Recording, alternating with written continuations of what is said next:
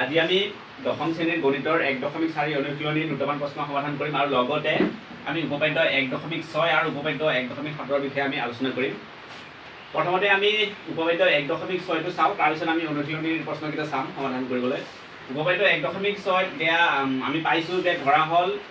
x সমান p by q এটা পৰিমেয় সংখ্যা যাতে qৰ মৌলিক উৎপাদকীকৰণ 2 to the power n পূৰণ 5 to the power m আৰ্হিৰ হয়। qৰ মৌলিক উৎপাদকীকৰণ য'ত nm অবিঘাত্মক সংখ্যা। অবিঘাত্মক সংখ্যা মানে ধনাত্মক সংখ্যা, গোটেইখিনি ধনাত্মক সংখ্যা নহ'ব পাৰে, গতিকে শূন্য আৰু যিকোনো সংখ্যা হ'ব, সেইটো অবিঘাত্মক অখণ্ড সংখ্যা। তেন্তে xৰ দশমিক বিস্তৃতি পৰিসমাপ্ত, অৰ্থাৎ যিকোনো এটা পৰিমেয় সংখ্যাৰ যদি আমি দশমিক বিস্তৃতি উলিয়াও তেতিয়া আমি দশমিক বিস্তৃতি আমি তিনি প্ৰকাৰ পাওঁ, যেনে কিছুমান আমি পৰিসমাপ্ত পাওঁ, কিছুমান অপৰিসমাপ্ত পৌনঃপুনিক আৰু কিছুমান অপৰিসমাপ্ত অপৌনঃপুনিক পাওঁ। এতিয়া আমি পৰিমেয় সংখ্যাটো হৰটোৰে হৰণ নকৰাকৈ আমি এই উপপাদ্যৰ সহায়ত নিৰ্ণয় কৰিব পাৰোঁ দশমিক বিস্তৃতিটো পৰিসমাপ্ত হ'ব নে অপৰিসমাপ্ত পৌনঃপুনিক হ'ব। গতিকে ইয়াত আমি নিয়মটো মনত ৰাখিব লাগিব। x সমান p by q এটা পৰিমেয় সংখ্যা হ'লে qৰ যিটো মৌলিক উৎপাদকীকৰণ হ'ব, যিটো পৰিমেয় সংখ্যাটো হৰটোৰ মৌলিক উৎপাদকীকৰণ 2 to the power n পূৰণ 5 to the m আৰ্হিৰ হ'ব লাগিব, অৰ্থাৎ 2 আৰু 5ৰ উৎপাদক হিচাপত থাকিব লাগিব। তেতিয়াহ'লে সেইটো কি হ'ব, সেইটো হ'ব তাৰ দশমিক বিস্তৃতি, অৰ্থাৎ সেই ভগ্নাংশ সেই পৰিমেয় সংখ্যাৰ দশমিক বিস্তৃতি হ'ব পৰিসমাপ্ত। আৰু উপপাদ্য 1.7 টো ইয়াতে আমি বুজি ল'ব পাৰোঁ অতি সহজতে। উপপাদ্য 1.7 আমি পাইছোঁ ইয়াৰ ঠিক বিপৰীত হয়। ধৰা হ'ল x সমান p by q এটা পৰিমেয় সংখ্যা যাতে qৰ মৌলিক উৎপাদকীকৰণ 2 to the power n পূৰণ 5 to the power m আৰ্হিৰ নহয়। এইটো হৈছে 1.7 উপপাদ্য নহয়, য'ত mm অবিঘাত্মক অখণ্ড সংখ্যা। তেন্তে xৰ দশমিক বিস্তৃতি কি হ'ব, তেতিয়া যদি এই আৰ্হিৰ নহয় তেতিয়াহ'লে হ'ব সেইটো অপৰিসমাপ্ত আৰু পৌনঃপুনিক।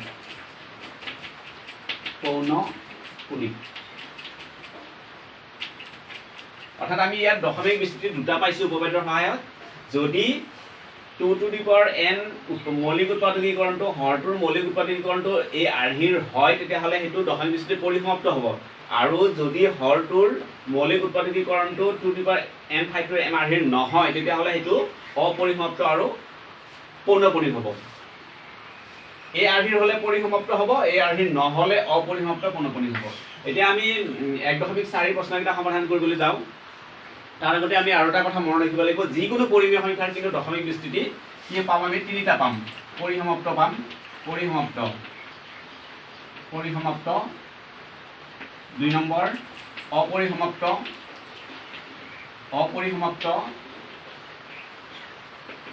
পৌনঃপুনিক।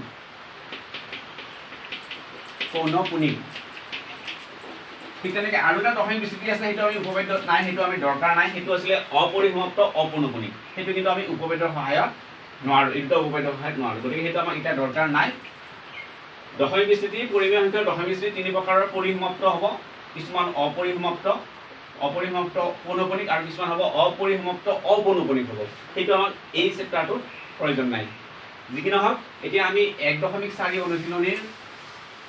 প্ৰশ্নকেইটা আমি সমাধান কৰিবলৈ যাওঁ। 1 নম্বৰ প্ৰশ্ন সমাধান, 1 নম্বৰ সমাধান। ইয়াক আমাক পৰিমেয় সংখ্যা কেইটামান দিছে, সেই পৰিমেয় সংখ্যা কেইটা আমাক উলিয়াব দিছে। দীৰ্ঘ হৰণ নকৰাকৈ তলত উল্লেখ কৰা পৰিমেয় সংখ্যাবোৰৰ কোনবোৰ দশমিক বিস্তৃতি পৰিসমাপ্ত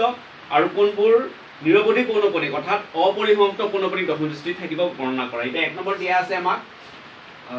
13/3125। এতিয়া আমি 3125 হৰণ নকৰাকৈ আমি ইয়াৰ দশমিক বিস্তৃতিটো পৰিসমাপ্ত হ'ব নে অপৰিসমাপ্ত পৌনঃপুনিক হ'ব সেইটো আমি উলিয়াব লাগে। গতিকে ইয়াক আমি কেনেকৈ উলিয়াম, আমি উপপাদ্য 1.6 যিটো আমি উপপাদ্য 1.6 পাইছিলোঁ সেই উপপাদ্য 1.6ৰ সহায়ত আমি ইয়াক উলিয়াব পাৰিম।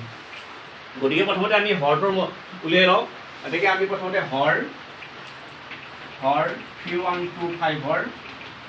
মৌলিক উৎপাদকীকৰণ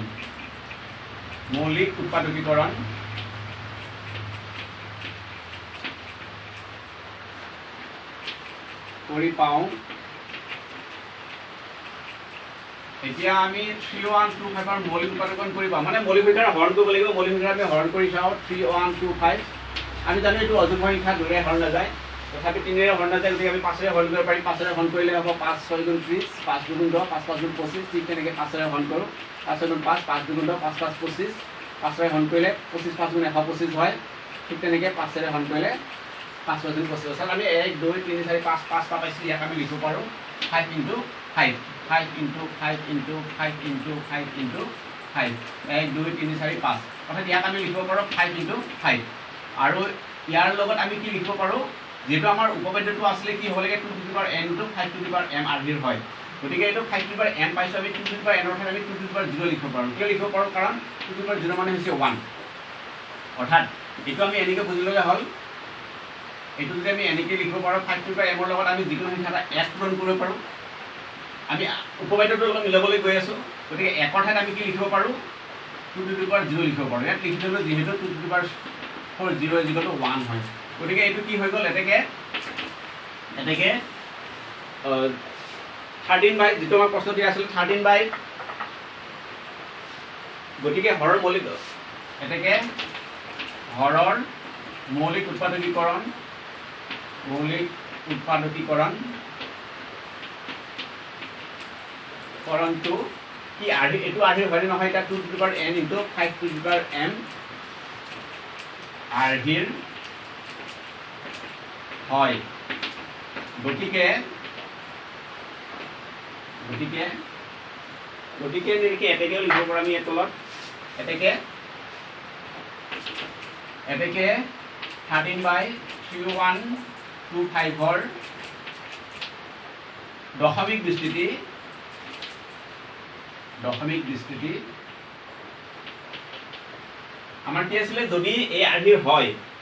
এইটো আৰ্হিৰ য'ত হয় তেতিয়াহ'লে তাৰ দশমিক বিস্তৃতি কি আছিলে পৰিসমাপ্ত আছিলে পৰিসমাপ্ত যদি নহ'লেহেঁতেন তেতিয়াহ'লে আমি লিখিলোঁ হয় অপৰিসমাপ্ত পৌনঃপুনিক আৰু ইয়াত আমি এইটো কথা লিখিব পাৰোঁ n m মানে কি বুজাইছে এইটো লিখিব পাৰোঁ য'ত n m অবিয়োগাত্মক অখণ্ড সংখ্যা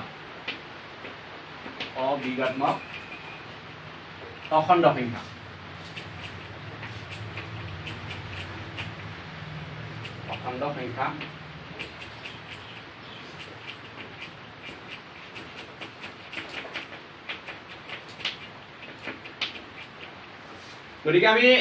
এটা প্ৰশ্নতে গোটেইখিনি স্পষ্টকৈ বুজি ল'ব পাৰোঁ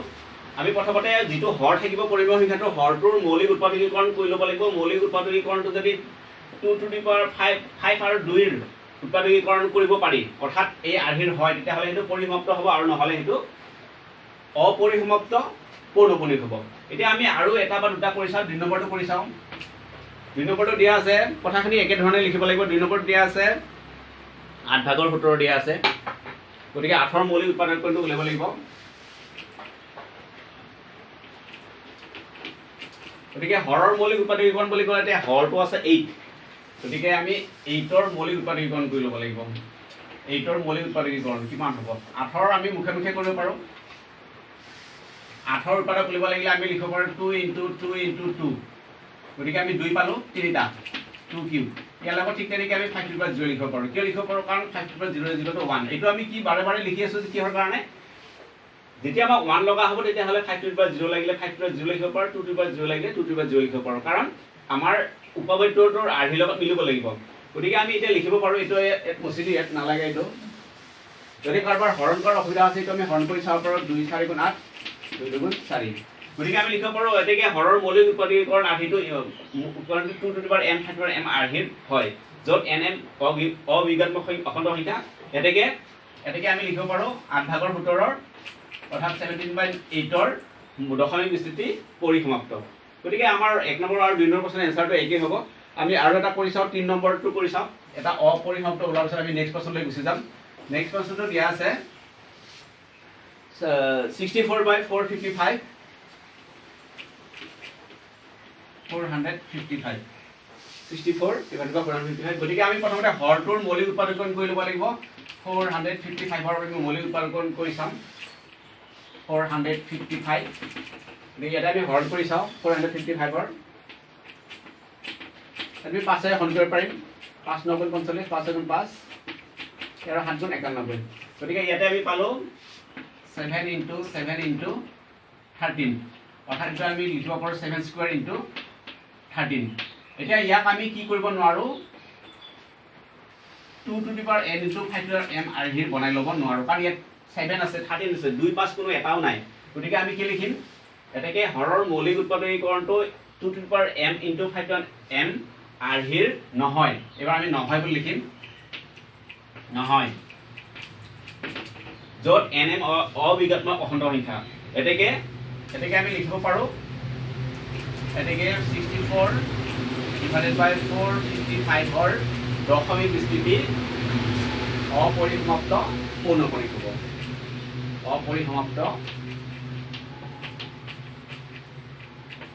অপৰিসমাপ্ত পৌনঃপুনিক মানে একেবাৰে বাৰে বাৰে একটা সংখ্যা ওলাই গৈ থাকিব গতিকে আমি আৰু এটা মান উলাই চাও কাৰণ ইয়াৰ পিছত যেটো ইয়াৰ দিনৰ প্ৰশ্নটো আছে এই দিনৰ প্ৰশ্নটো এক নম্বৰ প্ৰশ্নৰ ওপৰত নিৰ্ভৰ কৰি দিনৰ প্ৰশ্নটো সুধিছে আমাক গতিকে আমি প্ৰথম মন কৰিব লাগিব হৰটোৰ মৌলিক উৎপাদকীকৰণটো 2 to the power n into 5 to the power m আৰহিৰ হয় নে নহয় হলে পৰিসমাপ্ত হ'ব আৰু যদি নহয় তেতিয়া হলে অপৰিসমাপ্ত পৌনঃপুনিক হ'ব এতিয়া আমি 4 নম্বৰটো কৰি চাও 4 নম্বৰটো দিয়া আছে 4 নম্বৰৰ সংখ্যাটো দিয়া আছে 15 by 1600 15 divided by 1600 গতিকে ইয়াৰ আমি হৰৰ 1600 ৰ আমি মৌলিক উৎপাদন কৰি চাম গতিকে 1600 ৰ মৌলিক উৎপাদন কৰিব লাগিলে ইয়াক আমি প্ৰথমতে 2 ৰে হৰণ কৰিব পাৰিম 2 ৰে হৰণ কৰিলে 800 2 ৰে হৰণ কৰিলে 400 2 ৰে হৰণ কৰিলে 200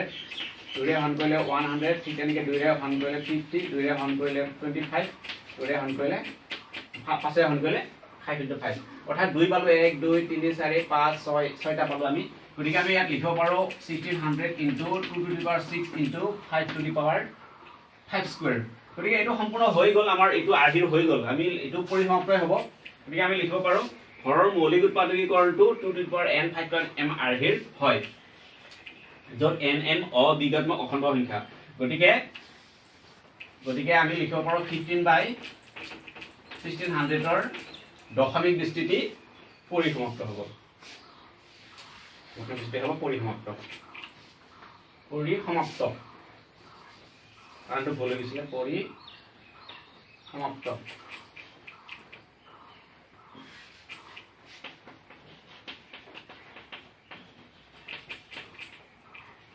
পৰিসমাপ্ত গতিকে আমি ইয়াৰ পিছত দিনৰ পাছলৈ যাওঁ দিনৰ পাছত দিয়া আছিলে যে প্ৰথম প্ৰশ্নকেইটাৰ ওপৰত নিৰ্ভৰ কৰিছে এক নম্বৰ প্ৰশ্ন কৈছে ওপৰৰ এক নম্বৰত যিবোৰ পৰিমেয় সংখ্যাৰ পৰিসমাপ্ত দশমিক বিস্তৃতি আছে সেইবোৰৰ দশমিক বিস্তৃতিবোৰ লিখি উল্লেখ কৰা আমি ইতিমধ্যে এক নম্বৰটো পৰিসমাপ্ত পালো দুই নম্বৰ পৰিসমাপ্ত পালো আৰু 4 নম্বৰটো পৰিসমাপ্ত পাইছো গতিকে আমি এক নম্বৰ 2 নম্বৰ 4 নম্বৰ হয়তো আৰু ওলাব আমি কৰি চোৱা নাই গতিকে যিকিটাৰ পৰিসমাপ্ত দশমিক বিস্তৃতি ওলাইছে তাৰ দশমিক বিস্তৃতি আমাক লিখিব দিছে গতিকে আমি দশমিক বিস্তৃতিটো আমি লিখিম একেবাৰে সহজ গতিকে আমি 2 নম্বৰ প্ৰশ্নলৈ যাওঁ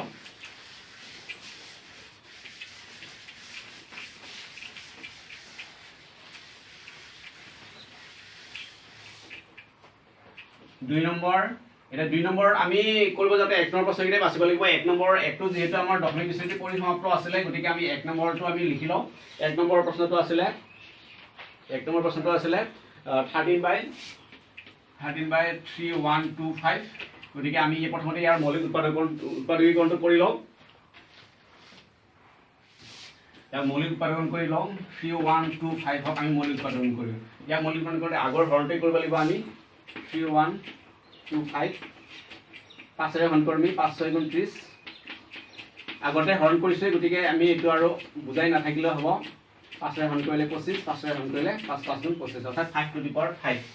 আমি পালো 5 to the power 5 গতিকে ইয়াৰ লগত আমি এতিয়া এটোক আমি লিখিব পাৰো এটাকে 13 by 3125 13 by 5 to the power 5 এটা আমাৰ ইয়াক আমি কি কৰিব লাগিব 2 to the power 5 টো আমি পূৰণ কৰি ল'ব লাগিব তেতিয়াহে আমি ইয়াৰ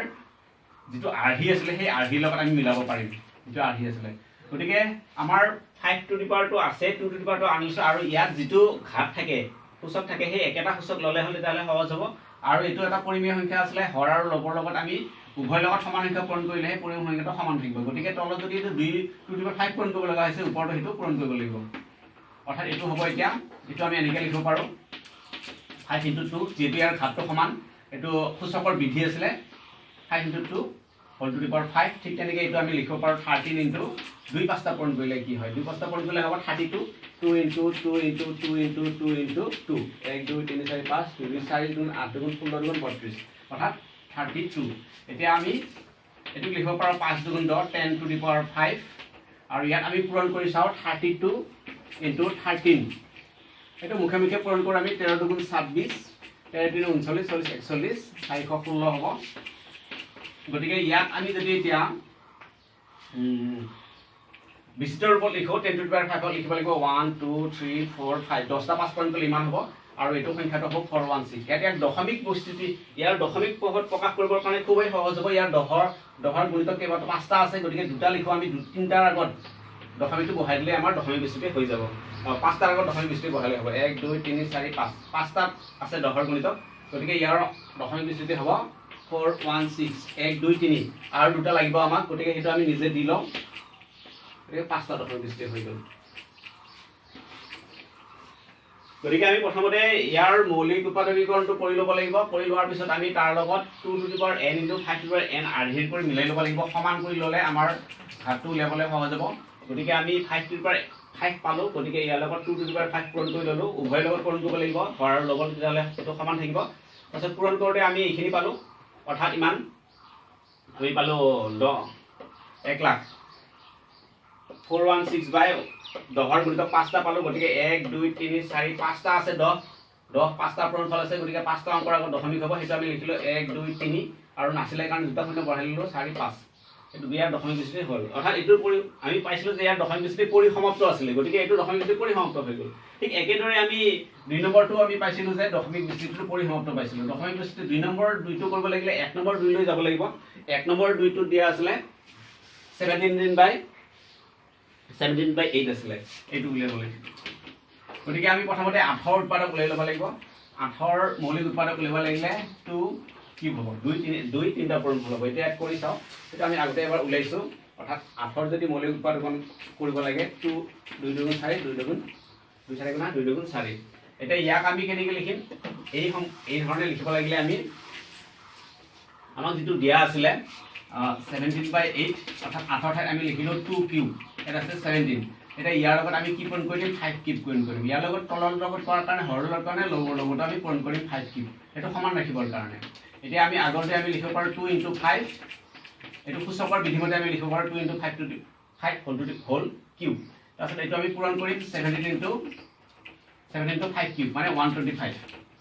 এতিয়া তলত আমি লিখিব পাৰোঁ 10 কিউব আৰু এইটো পূৰণ কৰিম আমি 125 আৰু 17 কিমান আছে